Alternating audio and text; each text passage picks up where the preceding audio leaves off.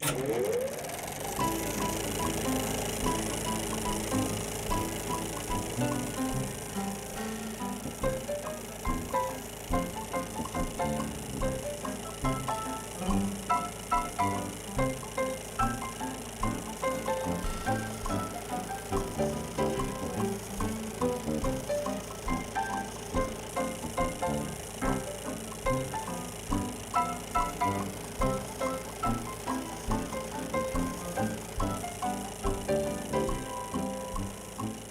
afternoon. Thank you for spending part of your Sunday with me. This will be a short 4 hours, and then we'll be done. You're kidding. I am kidding. It's only 3.5. On December 15th, 2010, I met with my graduate advisor, who was Dr. Gary Mormino at USF St. Pete, and he suggested gently, very gently, if you know Gary, he's very gentle about everything he suggests, that perhaps I should quit screwing around and think about writing a thesis and graduating. He said, you know, the university likes to see people graduate, Cathy. I had started my Florida Studies degree in 2007. It was a 2.5-year program, and I was now in year 3. So I was not what you would call motivated to graduate. And it wasn't because I didn't like what I was doing. It was actually on the contrary. I love the program. Anyone who knows me knows that I am something of a freak about Florida. And when I found out that there was a master's degree in Florida Studies, that this was a real thing you could get, it was like the mothership calling me home. And I found out about it because I was working part-time at a Barnes & Noble on the campus of USF St. Pete. And these women came in and they had this reading list of all these Florida books, and I didn't know who they were, and I was looking at their syllabus, and they said, you know, do you have these? And I said, my God, what are you taking? What is this? And they said, well, there's this interdisciplinary program. It's Florida culture and history, and it's really neat, and we're reading, you know, and just all these books. Some of them I had read, some I had never heard of.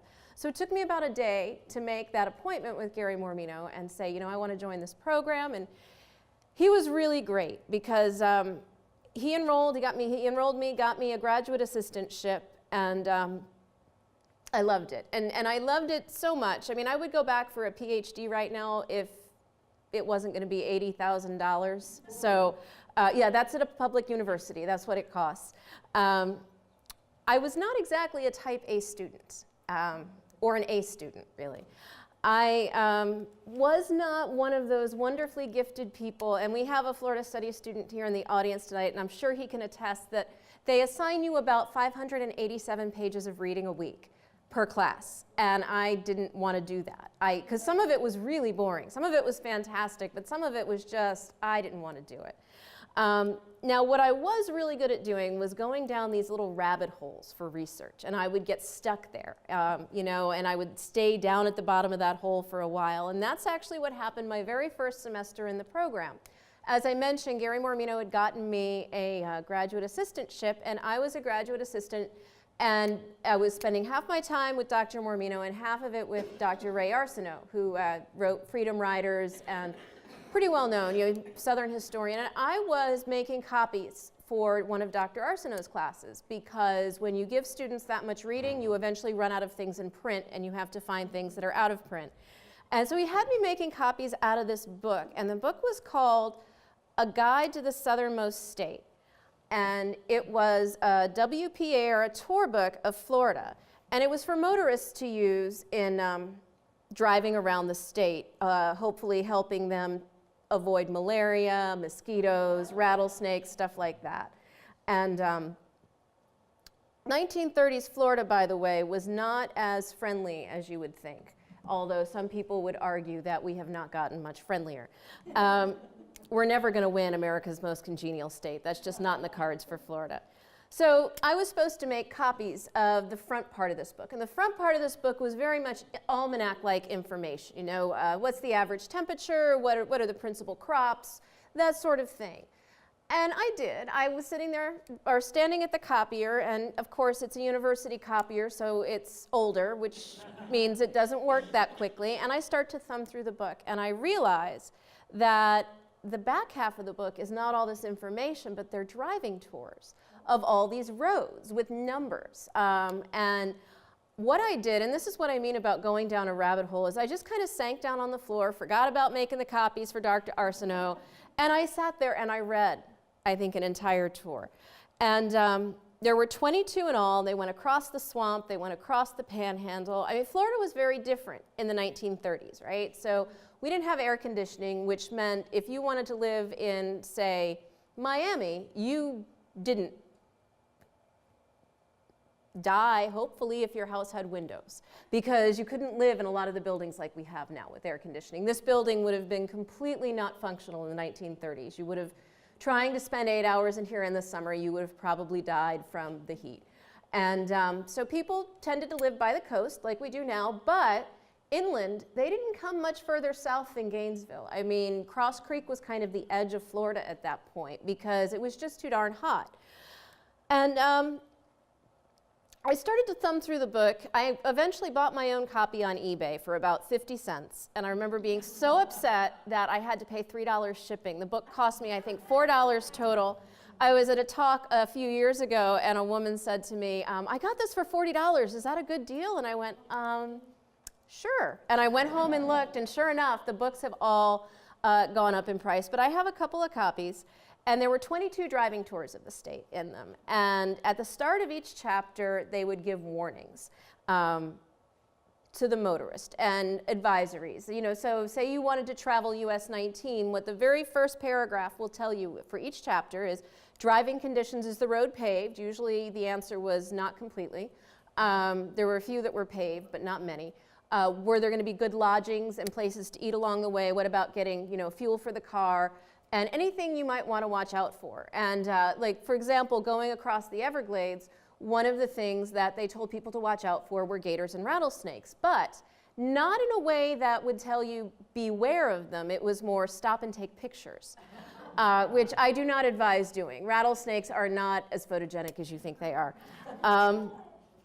But I didn't know at the time that this book had some pretty incredible authors. I just knew I was really enjoying reading it when I was supposed to be making copies.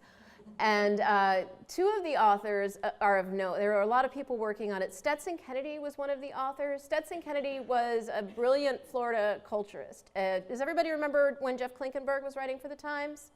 Okay, well, he was following in the footsteps of Stetson Kennedy. Stetson Kennedy was really the master of this. He has books out, Palmetto Country, Becalmed in the Mullet Latitudes, I think is one of his.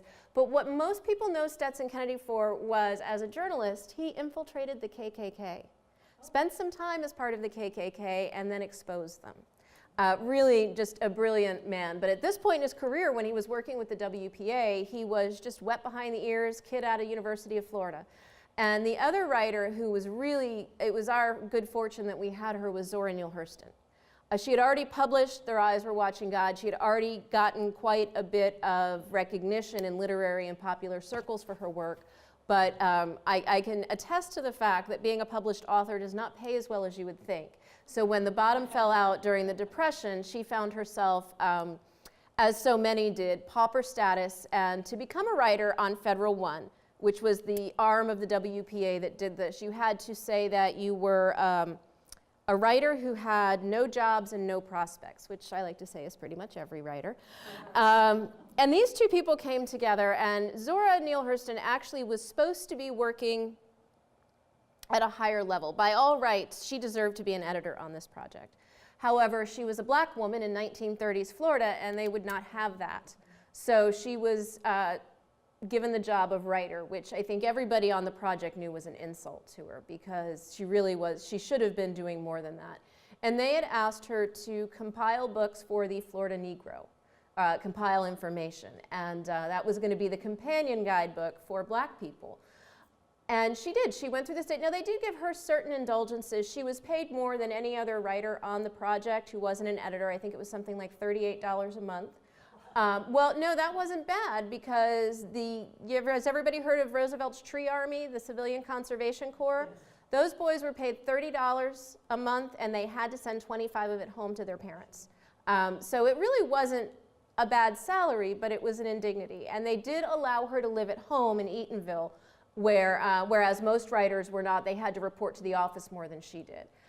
But what they found as she started writing, she would send in her manuscripts, and Stetson Kennedy once remarked that they would see the envelope come in with the postmark and know it was from Zora, and they knew that it would just be filled with good pot liquor. And what they ended up doing is they sprinkled so much of her writing throughout the guidebook that it really reads better than a lot of the other states do. You know, Stetson Kennedy, of course, was one of the other writers. He was a gifted writer. But if you've ever read any Zora Neale Hurston, she has a very compelling voice when she writes. And even though you can look through the guide today and they don't get bylines. Government documents do not get bylines. Brochures to books, it doesn't matter. You can tell which part Zora Neale Hurston wrote because it is so clear. And we ended up getting a lot of information about what life was like for black people in Florida in our guidebook. And I think we were lucky to do that because not all southern states had that. By contrast, Alabama, our neighbor, to get the book done in time. It was one of the last WPA guidebooks written. We were already in the war when it was finished. And to get it done, they simply started looking for people who were literate because they didn't have the same quality or the same amount of writers that we did in Florida. So we were really, really lucky. And so I'm reading this book in grad school, and basically what it makes me want to do is grab a swimsuit and change of clothes and my dog and go on a road trip, which is, to be fair, kind of what I want to do all the time anyway. So it wasn't that much of a stretch. So now, you flash forward 3 years. I've bought my copy on eBay for 50 cents, and I'm sitting at Gary's desk. And he's since retired, but Gary's desk was this huge wooden thing, and it was always covered with microfilm clippings. And he is one of those guys, he knew where everything was. We all would look at it, and it just made me itch. But he's sitting there, and he's trying to encourage me to get a thesis going. And he wants to know what I'm going to do for a thesis. And I tell him, well, you know how everyone else is doing all this really important stuff, like researching citrus and looking at the health of our drinking water supplies? And he says, yeah. And I said, yeah, I'm not going to do that. I'm going to take a month off. I'm going to drive around Florida, and I'm going to write about it. And to Gary's credit, he didn't laugh me out of his office, which is really what he should have done. You do not let graduate students take a month vacation for their master's. However, he smiled, and he said, you know what? I think I can get you a little bit of money to help with that. I think it's a brilliant idea. And so we talked about the guide, and he says, well, why don't you just do one chapter? And I said, no, I want to do the whole thing. I want to follow all 22 routes. And he said, okay. So it wasn't as simple at that point as getting into a car and going, because as I mentioned, this book was written in 1939, and this was the map that came in the back of every book, right? So my book didn't have one of them. There's actually somebody in St. Petersburg who has every WPA guide that was ever published to the States. I know where he lives, and I told him I'm going to break into his house and take them. So, and now I think I'm on TV saying that. But he was very kind, and he had so many of them. He had a map, and he let me come take a picture of it. So this is a picture that I took of the map. I've since found a copy of my own map. I was very excited about it. And it doesn't really tell you anything because it's obviously, you're seeing it larger than it really is, and it's still hard to read. On top of that, we have a lot of road work in Florida. I know this is a shock to a lot of people. We have a tremendous amount of road work. And what we don't think about is when we repave a road. Who's been on I-4 lately, or 275? You know how we repaved 275, and now by Dale Mabry it's a little bit over from where it used to be? Well, we've done that with all our other non-interstate roads too. So we have roads that a lot of them aren't the same numbers anymore. I think State Road 50 was US 22 or State Road 22. They've all changed numbers. And you couple that with the way the tours worked is mile 0 is the top of the route. Your first stop, they give you the mileage from mile 0. And so you have that reference point of 0, but if the road isn't in the same place, or it's been repaved, or it has a curve in it where it doesn't anymore, the mileage is useless. So I had walked into Gary's office, I'm going to do this great project, and I realized I don't know how to find these roads. Surprisingly, the DOT does not have historians. You would think they did. No sense of their history. I do have a friend from the Florida Studies program who did do his master's thesis on Florida roads, but not quite that in depth. So I emailed him a lot. But for about 6 months, most nights of the week after I was done working, after dinner, I would clear off the table, spread out my big Florida Gazetteer and the book, and I would get highlighters, and I would try and play connect the dots with city to city in the guide to figure out what road they probably meant. There was a lot of swearing in our house at that time. And I think the man who is now my fiance probably thought that I was going crazy. And I think he also probably thought, well, as soon as she figures this out, she's going to calm down about Florida. She's not going to be quite so hopped up. He knows now he was wrong, but I hid the crazy just long enough, I guess. Now, he was actually so optimistic about this, and he really has been my biggest fan, is that he offered to drive me for the month. He said, no, it would make sense, I'll go with you. We'll take the camper, we had a 21-foot road trek, and we'll take it, I'll drive, that way you can take notes and take pictures, and it'll be great.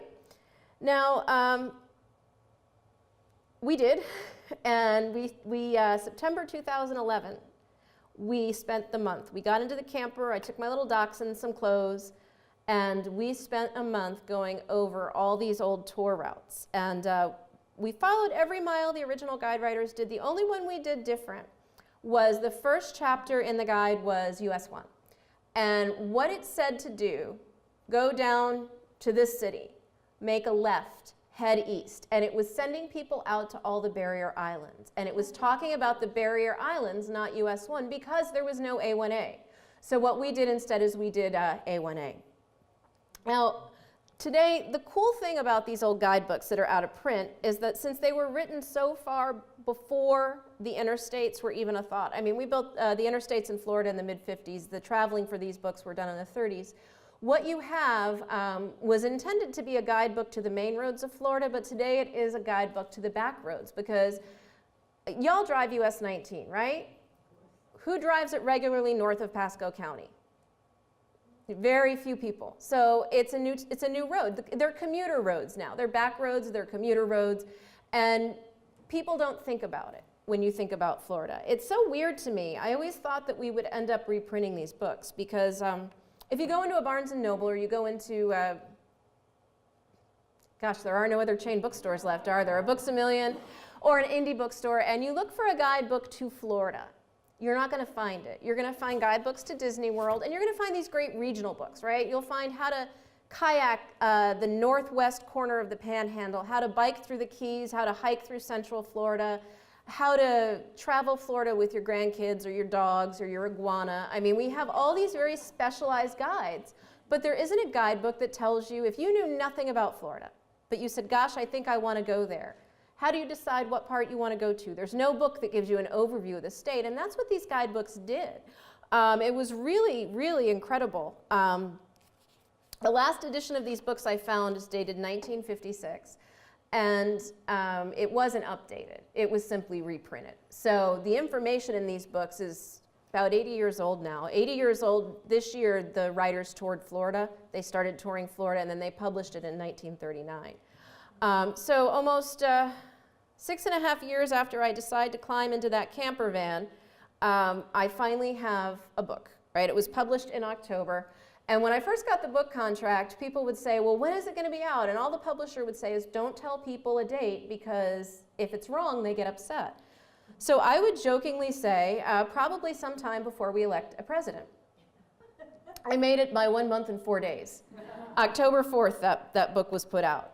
Now, this is the road trek. And I want to caution you, if you've not read the book, it is not a guidebook. It is not going to tell you where to eat or where to sleep. This is a travel narrative about the things I learned about Florida along the way. I was very heavily inspired, although I certainly don't want to say I am on his level. I was very inspired by Bill Bryson. Has anybody ever read Bill Bryson, A Walk in the Woods, where he braids in his own experiences with what he's seeing and some facts? So it is not a very, I'll be very honest, it's not a very intellectual book. And it's not going to tell you where to get the best rates on a hotel room. But there are plenty of other reasons that I think it's great. I had a lot of fun with this book, and I learned a lot.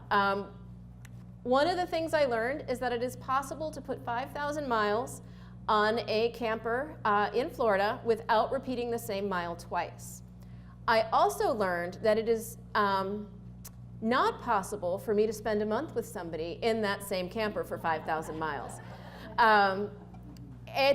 We had this routine where we stayed almost exclusively in state parks. So we'd get to the state park, we would park, Barry would plug in the water and the electricity, I would take the dachshund for a walk, and we would come back, fix a drink, and look at each other and say, it's not you, it's just a really small space. I don't know if anybody's ever spent any quality time with someone they love in a 21-foot van, but it really does test the limits of how effectively you could get away with a murder in your mind. I also learned that Florida has a lot of cows. We have a tremendous amount of cows in Florida, and we did then too. The difference was we did not used to fence our cattle because pasture land would be bordered by things like rivers, natural features, and if not, the cows were going to come home to eat. There was really no reason to fence in the cattle.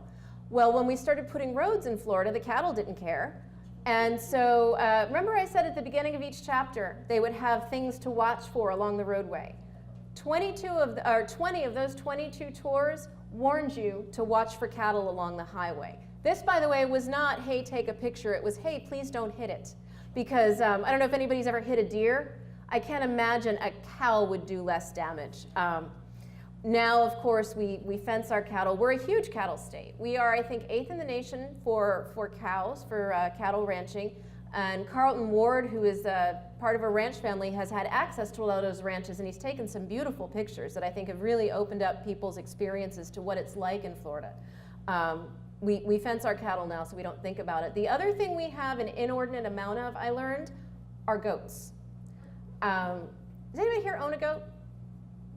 Some people do. Okay, well, we were driving through just north of Gainesville, and from Jacksonville all the way over to the Panhandle, what we saw an inordinate amount of were goat farms, goat ranches. I don't even know what you call this. It was just one after another. Pygmy goats and full-size goat. Enough that I went on the Florida's agriculture website and learned that we do actually have quite a goat industry, which is really what you should think of. Not sunshine, not oranges, but goats. We have a thriving goat industry.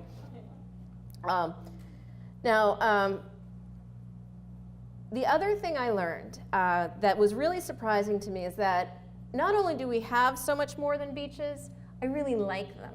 See, I came down here when I was very young. I was 7, and other than cutting across 301 to get here, my first real picture of Florida was the day we moved here, and I remember seeing the Tampa Bay from the Courtney Campbell, because this, you're from New York, you don't have something like that.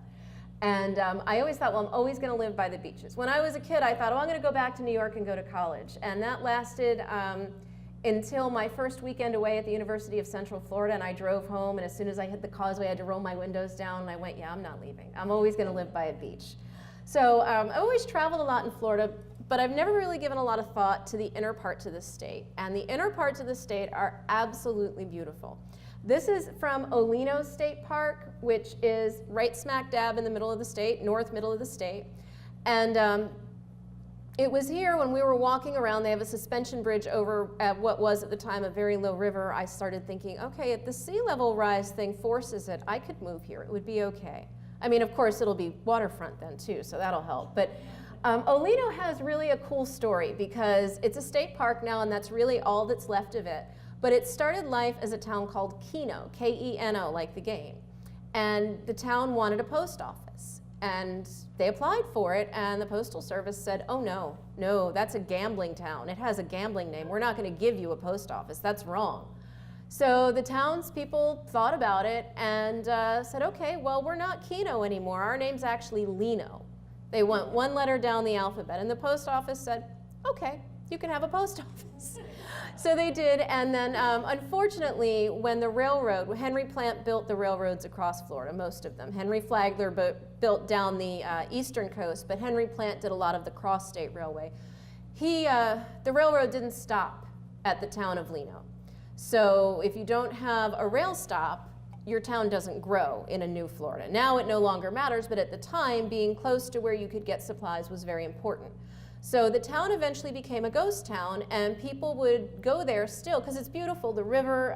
They would go and they would picnic and swim on the weekends, and they would simply say, well, we're going to Old Lino. And eventually, because we shorten things, humans do that, they started to call it Olino. So it is not an Irish town. It is simply just a shortened name. And it was a really, really beautiful place. It's one of the parks that we're at that we stopped and we walked through it, and you just feel like you're never spending enough time in it because it was just a really peaceful place. I learned too that snakes are not easy to find. I did not take this picture. I didn't see a single snake. I was so upset. See, I grew up in Clearwater, and does anybody know what Stevenson Creek is? Stevenson Creek is a creek that kind of runs through Clearwater, and it went around behind the block that we lived on. Well, I'm 7. I get into trouble. I am probably not as dainty as my mother would like, so I like to pick up the lizards in our yard because I'm fascinated. And when it rains and the toads come out, and we have this creek basically behind the house, but it's, around the block. And my mother, I think in an attempt to send me to therapy or maybe just to keep me safe, told me that there were cottonmouth moccasins in that creek. And if I went into that creek and played, because that's what the neighborhood kids would do. They would climb across the drain pipes, they would go down into the creek, but I had to be careful because those snakes would kill me. They would bite me and I would die and she would be heartbroken.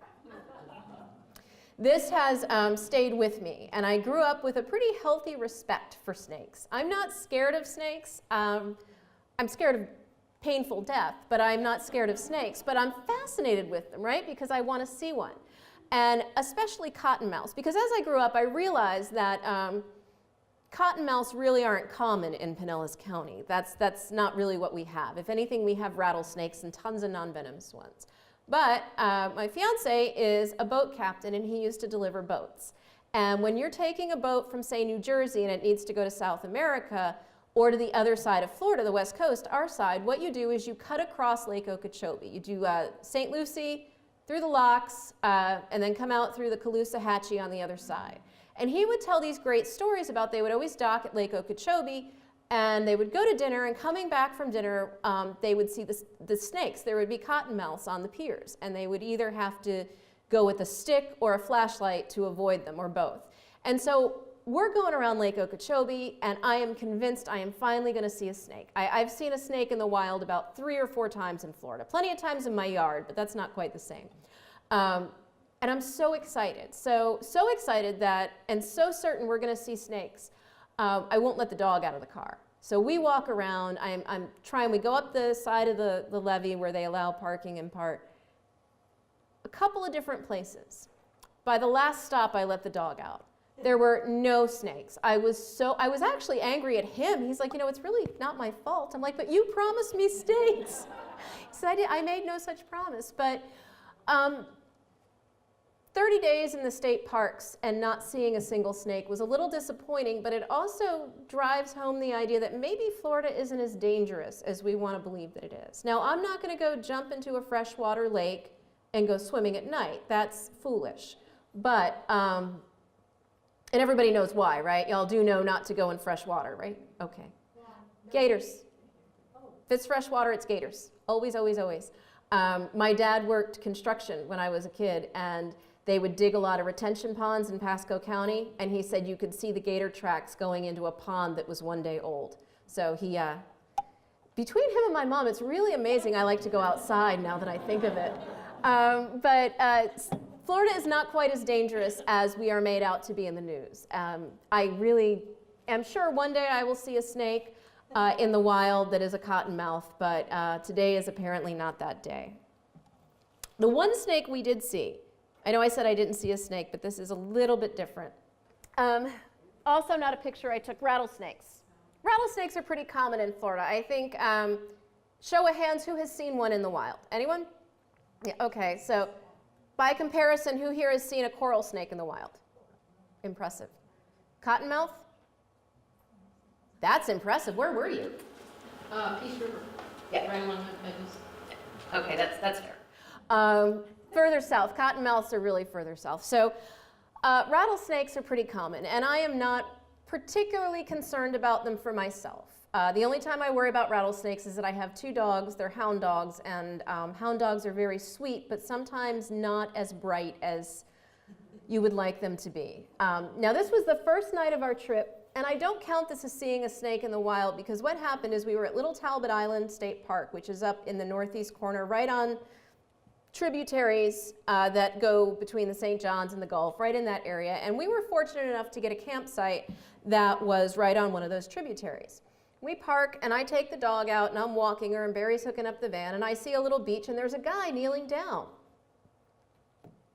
And I walk over, because I don't know why. It was water. I was drawn to it. And what I see is this man holding a rattlesnake. And I can tell it's a rattlesnake, and it's not a pygmy rattlesnake. It's a full-size eastern rattlesnake. And he's holding the rattlesnake's head under the water. And so I say, well, what you doing? He says, well, I caught this with my rod and reel, and I'm going to drown it. Don't tell nobody, because it's illegal. And I'm thinking, well, yeah, I knew that. And I don't understand why he wants to drown it. So I'm standing there, and of course the dachshund is just levitating at this point, because, you know, she wants it. And I'm moving back a little bit. I'm still waiting to see, I mean, how is he not getting bit? And he pulls the snake out, and I realize he's got it right behind the jaws. He's holding it. And now it's not drowning. So he stuffs it in the sand. And the snake is still, yes, exactly, right? So Barry comes over, and he says, what the hell are you doing? And he says the same thing. And then he adds, well, you wouldn't want it curled up outside your camper waiting to attack you in the morning. And Barry says, you know, that's not how snakes work. That's not what they do. And he just walks away, and he's, leave him alone. And finally, the guy's buddy comes over, and he starts to argue with the guy. And you can see him. He's pointing, because we are literally surrounded by woods. All this guy has to do is let go of the snake, and it's going to leave. And he's arguing, and the guy starts to argue back, and he's one of these people who talks with his hands. But he's still holding the snake. So I'm watching this poor snake flip around, and I'm just, at this point, I'm way back. And finally, you hear the guy go, fine, and he swears, and he throws the snake. The guy had a good arm. That snake probably went about 300 feet. And I want to believe that the snake just landed a little confused and went on to live a very happy life. But the moral of this story is, if you ever catch a rattlesnake, please do not try and drown it. It does not work. So only angers the snake, and that's not really good for anybody. Now, one of the things that really surprised me is that we don't like hurricanes here. We're not big fans of hurricanes. I mean, how many of us are in a flood zone?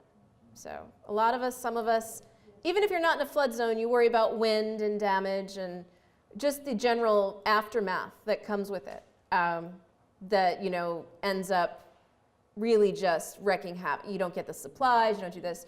Well, we're up in the Panhandle, and I learned that low water is not always a bad thing. And this is a little bit shocking to me, because I was raised in Pinellas County. Hurricanes are not a bad thing up in the Panhandle. Low water is a bad thing. And we first become aware of this, we're traveling in September, right? So it's the end of the rainy season, and you expect there to be water everywhere. I mean, we all have it here. You know, September's, you know, it rains all summer, it's nice and wet, it doesn't get dry again until about February, March. And we want to go to Big Shoals State Park, because Big Shoals State Park actually has rapids. Now, they're not Colorado River rapids, okay? You do not need to put on a helmet and hold on. They're Class 2 rapids, which Hillsborough has some, Class 1 I think is the lowest, and then Class 2 is the next. They're not significant, but they're neat, you know, so I'm excited. But it's a half-a-mile walk to the park from where you park. And so we call the ranger, and he says, don't bother. He says, I mean, come see it because it's beautiful, but you're going to walk across that river and not get your knees wet. And I find that odd, but okay. And we're noticing as we drive that some of the rivers we're crossing over, you know, when you're not on the interstate and you cross a river on a regular road, you actually get to see the river. So, you know, we had noticed when we were crossing State Road 70 that the Peace River seemed really low too. And okay, that's fine, but it gets even worse as we're getting up in the north area. So I picked up a local paper just out of curiosity, and I was reading an interview with the forest ranger, and the forest ranger is quoted as saying, well, what we need is rain with a name. And it takes me a minute to realize what this man is saying is, we need a hurricane. And these are not words I have ever heard in my life, never thought I would hear. And essentially, it goes back to forest fires. So did everybody see the sign when they pulled in with Smokey the Bear, only you can prevent forest fires? That's not really true. Smokey's lied to us because forest fires have to happen. They are absolutely necessary. And there's a lot of complexity to forest fires. I have a friend who's also a graduate of the Florida Study Program who sets fires for a living for Hillsborough County. It's land management. So without people living near forests, without our interference, the forest goes through cycles where things die. Leaves fall off, trees fall down, branches break, pine needles fall, and these things build up on the floor of the forest and they become kindling, basically. And it will take a lightning strike to start a fire. And there's a whole cycle. For example, palm trees. If you've ever thought about palm trees, our cabbage palm has really short fronds, right? But a king palm or a queen palm has really long fronds. Well, if you ever walk through an area that's been burned, you're going to notice that there will be a lot of cabbage palms still standing with charred trunks, but not a lot of king or queen palms. Cabbage palms, by design, are going to withstand a higher fire. By contrast, pine trees, a lot of pine cones, need enough heat to make the cones explode to scatter seeds so they can regenerate. This is part of what is supposed to happen, and the fires are ways of recharging and regenerating the forest. Now, where this becomes a problem is when you put the state capitol and a university and a bunch of subdivisions right next to a forest, because forests can go a really long time without catching fire, but when they do, they go. So when they have seasons where there's not a lot of rain, they get nervous about people's homes or the governor's mansion or the university.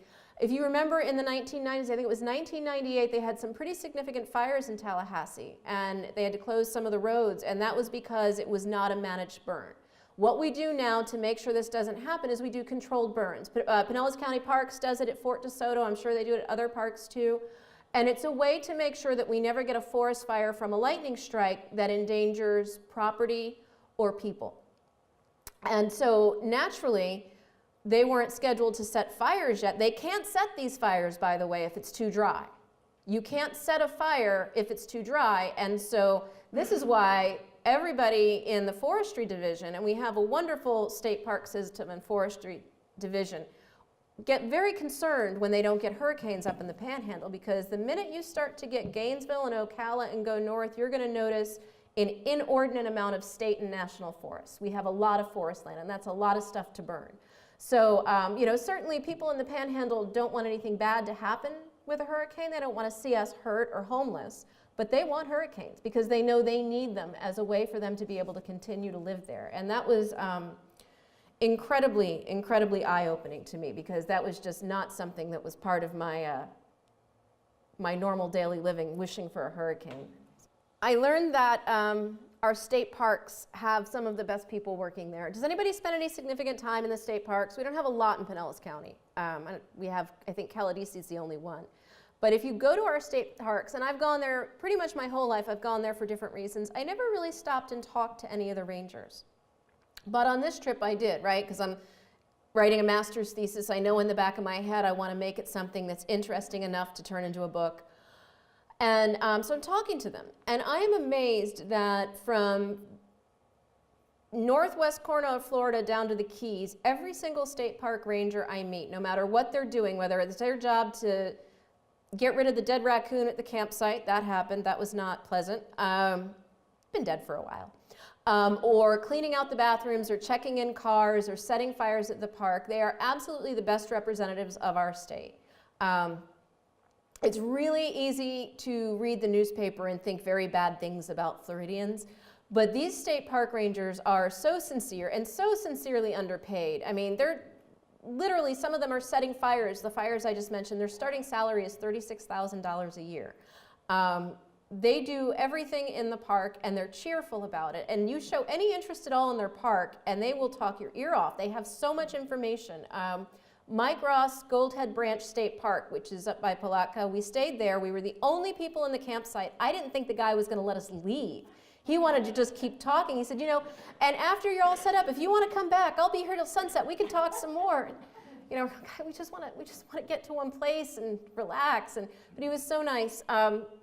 Last year I was working on a presentation about the WPA efforts in Florida, and the WPA built our first 9 state parks.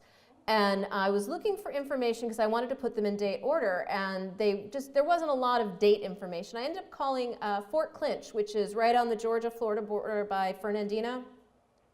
I got a hold of the park manager, and I said, you know, I just can't find this. You used to have a history section on your state park's website. It's gone. But I was really hoping you could help me. And he says, you know, I don't know, but I'll call you back. And so I said, well, I appreciate that. And I think, you know, I'm not going to hear. This guy's the park manager. He's got 9 million things to do.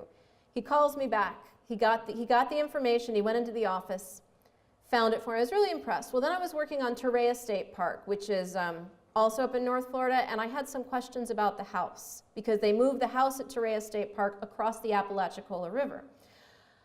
And he says, well, I'm going to have to do some digging, but I'll call you back. 2 days later, he calls me back. He has gone into the archives and dug this out. Now, I didn't tell these people I was writing a book. I didn't say anything. They were just that helpful because they're so in love with the state and they want to share it. And you would just be amazed at the wealth of knowledge. I tell people we don't need a Chamber of Commerce for Florida. We need to let these people speak for us more because they do a really excellent job of talking about what is so great about our state. Now, I do think that people tend to underestimate Florida. It's easy to write us off as Florida man or Hicks or I don't even know. I don't even want to go into what we get described. But I will tell you, over 5,000 miles in 30 days, I didn't see anybody who fit that description, except for that guy with the rattlesnake, and I'm pretty sure he was from Georgia. So we were real close. You know, I think that Florida is a little bit of everything, and that was what was so great about this, is we're a big state, right? To go from Key West to Pensacola is just as many miles as to get from Pensacola to Chicago. Jim's shaking his head because Florida studies people, we all tell the same stories to each other. Jim's heard me say that about 90 times. But it's a big state, and everybody who visits us judges Florida by the part they've seen. A good example, my cousin, who I love dearly, he lives in Connecticut, which is not my idea of a good time, but if it makes him happy, that's fine. And I was up there a couple of years ago, and we were driving through, and I really like stone walls. And you see a lot of that in Connecticut in the suburbs of New York City. You see the stone walls. And I just made a comment about how the area was pretty. And he goes, yeah, he says, and we have, you know, a lot of trees, and you don't have anything like that in Florida, do you? And I stopped, and I said, you mean trees? And he says, well, yeah, you don't have trees like this. And I said, well, we do, but you have to do something other than go to Disney World and visit Clearwater to see it. I said, we have a tremendous amount of trees in nature. I said, you know, the state used to be mostly swamp. That's trees. That's what grows in a swamp. I got a little upset. We agreed not to talk about it anymore. But that's what everybody does. So my cousins come down. They visit. They fly into Tampa or Orlando. They go to Disney World. They drive over I-4, 275, State Road 60 to Clearwater, and then maybe take Keene Road down to visit me in Gulfport, and then back on the interstate out to Disney. And that doesn't give you, even if you spent the entire week wandering around Pinellas County, that doesn't give you any of the red clay and tobacco farms in the Panhandle and cotton fields. It doesn't give you a hint about the coral reefs, but we all do it, right? We all judge places by the part of it that we see. If you go to Tuscany, you're going to see a different Italy than people who go to Rome, that sort of thing. But Florida is more than the sum of its parts. You know, it's no secret. I tell people that we do things differently down here. Y'all have heard that, right? Maybe some of you have said it. That's not how we do it up north. Well, I like to go to New York and say, that's not how we do it back home. And then I complain about how cold it is. So. You know, Florida bakeries, pizzerias, they all get it. When I was in college, I worked at Publix. I had a part-time job in the bakery, and it was a Publix down in Largo at Midway. It's gone now, and this boss, I was just petrified of her. Her name was Lucy. She was so stern. And I was a kid, basically, you know, and this man came over and he started yelling at me that the Chicago hard rolls were not like they were back home, and how dare we call them Chicago hard rolls. Well, I don't want to lose my job. I'm scared of my boss. I'm not going to say anything back to him. And she hears and she comes around the counter. I think, oh my God, I'm doing something wrong. I'm going to get in trouble. And she folds her hands on the counter and she says, you know, sir, That is the beautiful thing about Florida. If you don't like it, you can leave. And I loved her after that. She was my hero. You know, but you know, it's not just that it's different. You know, we don't have the right kind of hot dogs or pizza or bagels or I don't know. And whatever it is, it's not like it is down up north. And so I tell people, yeah, that's true. We do things differently up here. And every morning that I wake up in this wonderful, messed up, hanging chad, criminally compromised, environmentally troubled state, I am really glad that we don't have bagels the size of a dinner plate and that you can't find a good pizza. I love that, you know, we don't have Revolutionary War memorabilia because not having those things has opened Florida up to do all these other things. Cuban sandwiches were invented in Tampa. We have some wonderful Gulf shrimp. Oysters, Apalachicola provides a great deal of oysters. Mullet, believe it or not, mullet roe goes to China. We ship it to China. We used to ship much more of it. There's a pizzeria down in Cortez called the Village Idiot that will grill a Caesar salad in the pizza oven for you and top it with mullet roe. We have stuff like that. We have sour oranges, sour orange pie, if you've ever been up to the Yearling. And I tell people, you know, not only that, we can't claim Thomas Jefferson or the Founding Fathers, and you know, we did almost nothing during the Civil War except for Key West and Tallahassee, which were actually a really big deal. We don't have Paul Bunyan, but I say, but you know what, we have the Everglades. We don't have Mount Rushmore, but we have the Everglades. We don't have Paul Bunyan, but we have a man named Toch Brown, who was the voice of the Everglades. He lived there for a long time. Very different Everglades than Douglas describes, but he talked about what it was like to make a living in the wilderness. No, we don't have the Founding Fathers, but I like to think about the Founding Mothers. Marjorie Stoneman Douglas, who most people know, Marjorie Kinnan Rawlings, who everybody knows, and Marjorie Harris Carr, who nobody's heard of. But she actually stopped the government from putting a canal clean across Florida up by the Ocklawaha River. They were trying to cut the state in half. It would have been a disaster. We have all these things. We've got the Florida Keys and the Swanee River and the Everglades. Nobody else has an Everglades anywhere else in the world. We're it. So I say that, yes? You keep mentioning the Everglades, and I'm a person, I like to try new things, go new places. I want to see what's around the corner, wherever I am. And so I moved here 6 years ago, and I've been wanting to go down and see the Everglades, but I've been afraid because even though I don't want to kill a snake, it's his environment. Don't want to run into one like you do. So are you telling me that I can go visit the Everglades and don't have to worry about snakes? So the question, if you didn't hear, is, are you telling me that, you know, I can go visit the Everglades and not have to worry about snakes? And I would say yes, because the Everglades is not just one type of ecosystem, it's a bunch of different ones. I will tell you, I don't think it's a good idea to go swimming in any of the water there. Unless you're in the salt water, I wouldn't do that. But you can drive through a lot of the Everglades. You can go down to Flamingo on the water. You can kayak the 10,000 Islands. You can drive the Loop Road, which is a totally different experience. And what you can do too is you can get boat tours through the Everglades because there's a lot of water there. What I like to tell people to do is to start with Chokoloskee, because that's the closest to us. Chokoloskee is where Toch Brown lived, and you can take Toch Brown airboat tours, and they will take you on an airboat ride. And y'all know how we do dolphin watch tours here on the sailboats and the boats here? They take you looking through gators. They take you looking for gators, and the gators know they're coming, and you're in the airboat, and you're safe. I mean, I've not heard of anybody in the news recently getting bitten by a snake. I will tell you, because these people do exist, I'm sure none of you are in this room, be intelligent. You know, don't go wandering off the trail. Pay attention. And the other thing I would do is you're pretty much at the end of the season where you want to go wandering around in the Everglades because it gets hot, which is fine, but you're also going to have the Florida state bird in abundance down there, the mosquito. So you can... you know, I would suggest that you go maybe in October, September, October, or this month, because after that it gets a little too hot, but wear hiking boots. I mean, the only way you're gonna really run into a snake that's a problem is if you step on one. But most snakes do not just lay out waiting to meet you. And if you go in the winter months, it's almost impossible. I don't like to tell people to go in the winter because you don't see gators as much and you don't see snakes as much because it's so cold. Oh, that's when I want to go. Okay, so there you go. So that would be my suggestion on the Everglades. And I am a big fan of the Everglades, and I am a little bit of a big fan of snakes. My editor actually told me I reference snakes too much in this book, so please go through and remove the references, probably because she was worried I was going to scare people. But I'm a big, big fan of Florida, and I get very upset when people say anything against it. And I always say it's not that I think that we don't have problems. I know we do, right? I mean, you can't ignore what's wrong because then you can never fix it.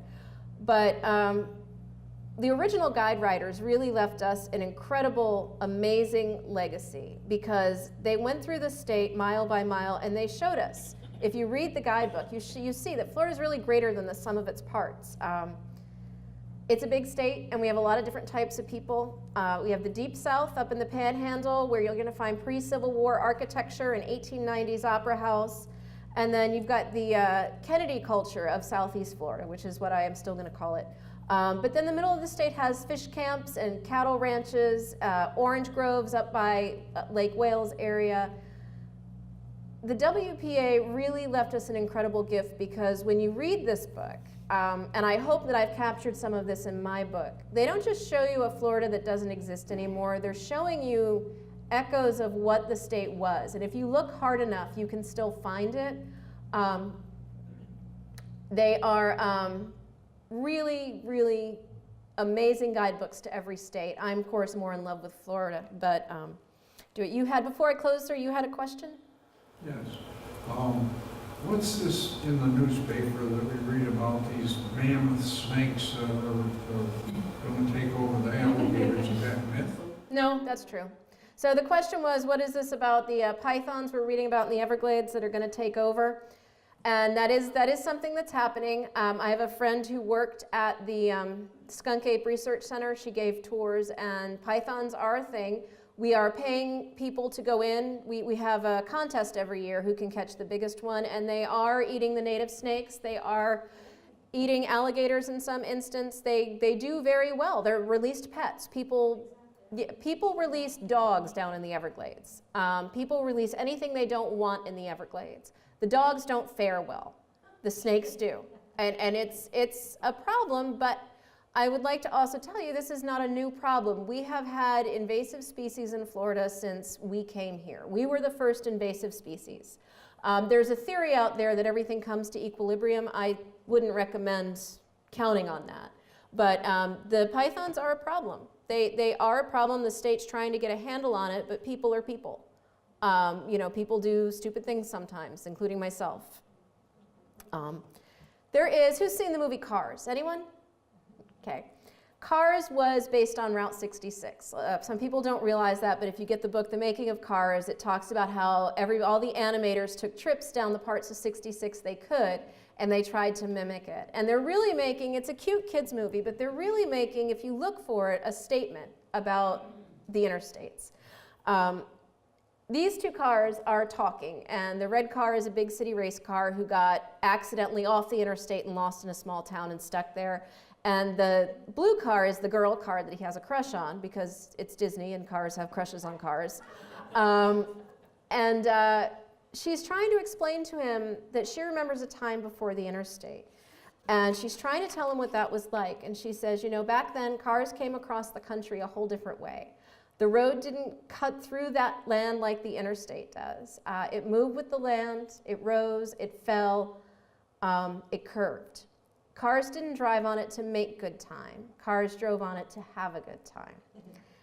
So it's been 80 years since the guide writers toured Florida and 78 years since this guidebook was published. About 60 years since we started building the interstate. I recreated these tours, and that's what my book's about. And I can promise you that if you drive these roads, you will not make good time, but you will have probably a fantastic time because it shows you when you take the trip, not just what's on the side of the road, they're showing us a Florida I think we've all forgotten. So thank you very much, and I'm happy to take questions, which you do? No, I am not a native. I was moved here by my parents from Westchester County when I was 7. And I got here as soon as I could. That's what I tell people. Yes, ma'am. So you brought your book and it's 50 cents, right? No, because my book is not on eBay. My book is here. You can buy it. I take credit cards, gold bars, anything you want to throw at me. It's with tax $26.70. So it's in its second printing. I guess they're getting ready to do a third printing. It was in the New York Times. I don't know how y'all found out about it today, if you come to these or if you read about it. I really appreciate Heritage Village doing as much as they do in the Pinellas Historical Society. The best way you can find out, if you enjoyed today, the best way you can find out about other events like this, whatever city you live in, find out if they have a historical society, because a lot of them are bringing in speakers now that really are making Florida relevant to people's lives. And they're really a valuable resource. And right now, they're not exactly getting a whole lot of funding from different government agencies, so they really could use your support. Are there any other questions? Yes, ma'am. It's not really a question, but we went where people were camping, and it was Jonathan Dixon Park on the other coast. And the only thing you have there is armadillos, raccoons, and alligators. Jonathan Dickinson is a great park. And we took a kind of a tour where you went down the river and you saw where freshwater things grew and where it meant where only saltwater things grew. And we were told we could swim in the swimming area. So we had 2 young boys and they went swimming in the swimming area. And after we saw that they were swimming amongst the baby alligators, we decided it was a good time to get out. So yeah, baby alligators are, yes, and I taught a photography class down at Boyd Hill, nature photography, and we were wandering around and there were some baby gators, and this woman who was in the class, who was actually a friend of mine that I knew, starts taking pictures of the baby gators, and she's getting closer and closer, and I said, you know, Connie, don't do that. She's like, no, just one more. I said, the mother is there. These are not typical reptiles. Alligators protect their young. Come away. And so finally I said, you know what, I'm going to let you deal with this on your own because I am not comfortable being this close to them. And I walked away, and she followed a few minutes later, and as she turns to walk away, we heard this god-awful bellow. And we all moved a little faster. And then she turns to me, she goes, you know, I had the same problem in Denali with a bear. And I said, what? I said, I'm not going anywhere with you again. But the baby gators are adorable. The hatchlings, they're little, but their mother is always there, even if you don't see her. And they are very sincere in wanting to further their species. Well, but we did not see Mom. She was not there, but there was about a dozen little ones. I am always more nervous with the gators I don't see. So, There was a training spot in World War II for people who were going to go out into the desert, because that's what it is. they've really, I don't know how long it's been, they've developed a lot of it, but it is a sandy bit of a park, yes. So did you have a question? Did your trip include Key West? My trip did include, the question is if my trip included Key West, and yes, it did. Key West is a book unto itself.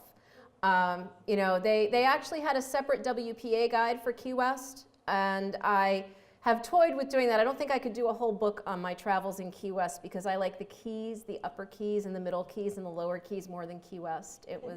Key West is a little intense, but Key West has some fantastic history and a great, Key West, by the way, is a WPA invention. The whole idea of Key West as a tourist place was invented by the WPA when the island was broke. They decided they were going to ship in artists and make it into an arts community. All right, I am happy to answer questions individually or sell books. I'm going to sell and sign. Yes, I will autograph the book. I'll even use my real name. Thank you all for having me, and I hope to see you again maybe next year or somewhere around town. Have a good day.